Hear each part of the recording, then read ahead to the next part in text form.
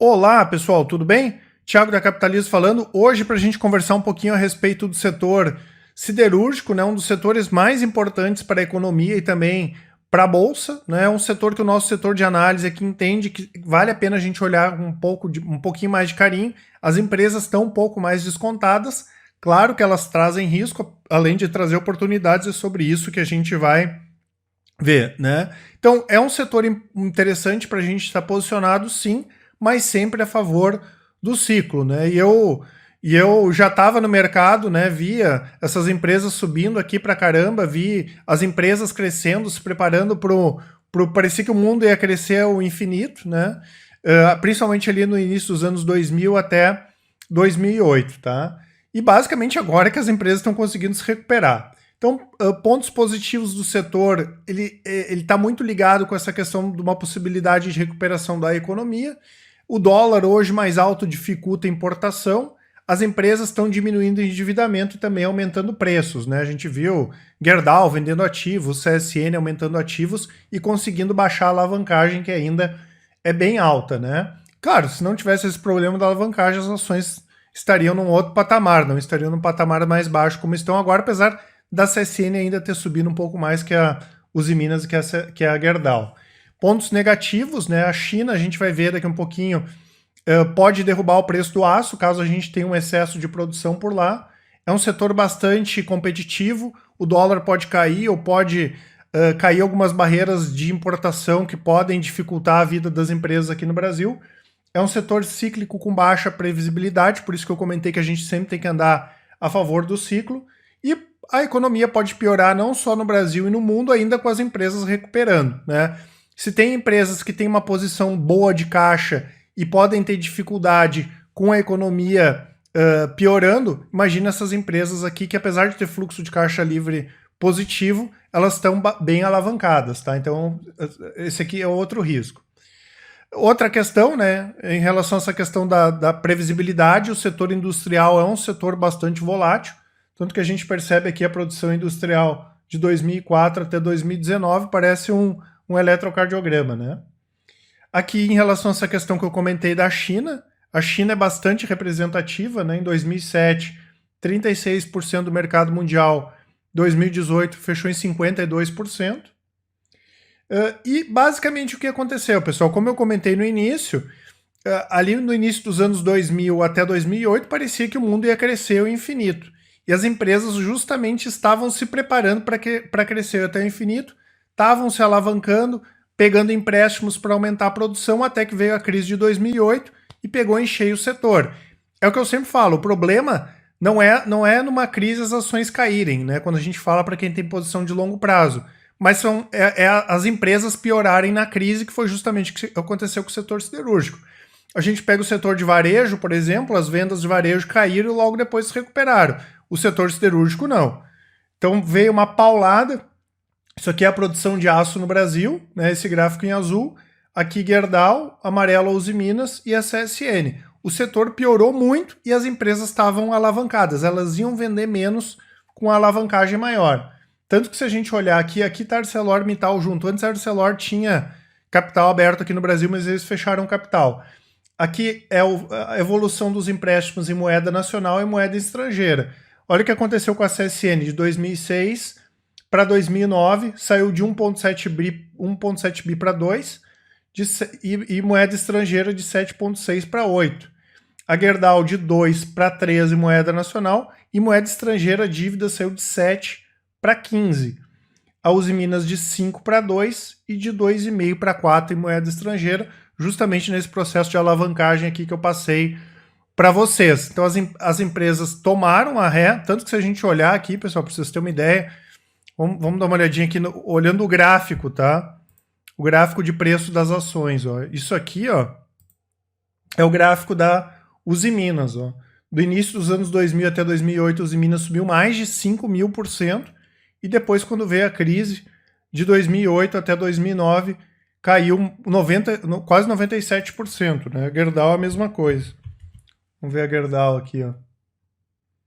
Caso eu peguei a GGBR3 ali que a gente vai falar. Ó, a Gerdau aconteceu a mesma coisa, ó. No início dos anos 2000, subiu 2.000%, depois chegou a cair 91%, e a CSN a mesma coisa. Só vou botar aqui para trás, ó. CSN chegou a subir também em torno ali de 5.000% e depois caiu 88%. Então vamos falar um pouquinho a respeito de cada uma das empresas, pessoal, começando aqui com a Gerdau, né? A Gerdau tem uma diversificação geográfica interessante das receitas, 35,8% Brasil, 39,2% América do Norte, né? Especialmente nos Estados Unidos, 7,3% América do Sul e 17,7% a parte de aços especiais. A Gerdau atua no setor agropecuário, no setor automotivo, mas ela é muito forte na construção civil, né? Com os aços longos.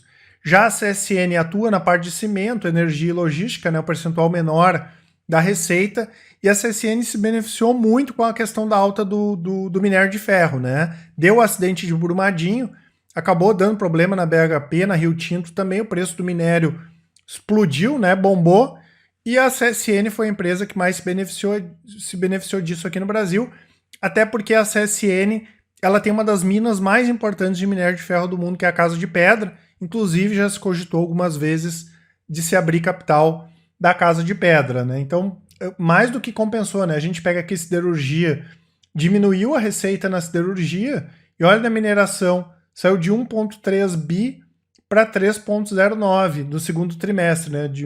Do segundo tri de 2018 para o segundo tri de 2019, e vai continuar se beneficiando, tá? Inclusive, no terceiro trimestre agora deve continuar vindo resultado bem forte da CSN, especialmente na parte de mineração.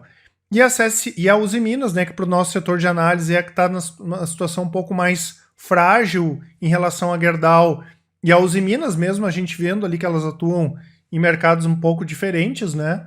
No caso da Uzi Minas, ela também tem mineração que cresceu bem, mas não é tão relevante como foi para a CSN, tem a parte de transformação de aço, a parte de bens de capital, mas o forte mesmo é siderurgia, né? Especialmente a linha branca, construção, automotivo, óleo e gás, né? 8% linha branca, construção civil 8%, a Uzi Minas são os aços planos, né? Industrial 12%, grande rede 37%, setor automotivo 35%.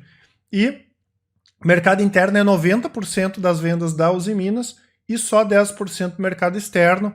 A notícia ruim aqui é que é 32% para a Argentina, 65% para a Europa e 3% para o México, né? Então cada empresa, apesar de as empresas estão no mesmo setor siderúrgico, elas atuam um pouco diferenciadas entre si, né? E aqui quando a gente olha os números, o pessoal excluiu a Goal, né, que é a holding que tem a parte operacional, que é a GGBR. Até quando a gente pega a Goal, ela tem um desconto ainda maior, mas só para a gente pegar mais as operacionais mesmo. Temos de PL, CSN 4 vezes, a Gerdau, a GGBR 3, que estava melhor do que a 4, 9 vezes, e a Uzi Minas 11,9 vezes. Em termos de PVP, 1,64 vezes a CSN, e tanto a Gerdau quanto a Uzi Minas estão operando abaixo do valor patrimonial. Isso significa que é mais barato comprar toda a empresa em bolsa do que se a gente fosse comprar pelo patrimônio. As empresas têm dividend yield, né?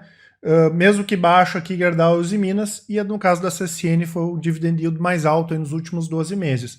Aqui a margem é EBITDA, tá? Não é EBIT. EBITDA 25 da CSN, Gerdau 13, Uzi Minas 14, margem líquida mais alta também da CSN, quase 18, Gerdau 4,57, Uzi Minas 6,46, e o ROI, né, especialmente com esses resultados mais fortes aí da CSN, quase 38%, e por isso que eu falei que quando a gente surfa a favor desse ciclo aqui dessas empresas é bastante positivo, mas claro, essa questão do minério ajudou muito, né?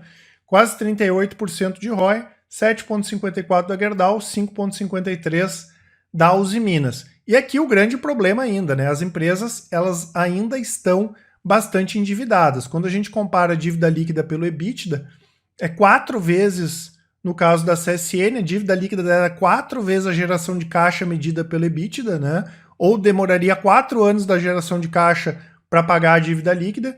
No caso da Gerdau, 2 vezes, e no caso da Uzi Minas também 2 vezes, e em esforços para baixar esse endividamento, a Gerdau e a CSN têm sido mais felizes, né? E com certeza essa geração de caixa maior da CSN, em função dessa questão do minério, vai ajudar bastante. Então, como eu comentei, é um setor interessante quando a gente está a favor do ciclo, mas tem que cuidar ainda em relação a essa questão do endividamento. E para quem gosta de olhar ativos que estão baratos, vamos dizer assim, né, vale a pena a gente ficar de olho especialmente na Gerdau. Tá certo, pessoal? Isso que eu queria passar para vocês.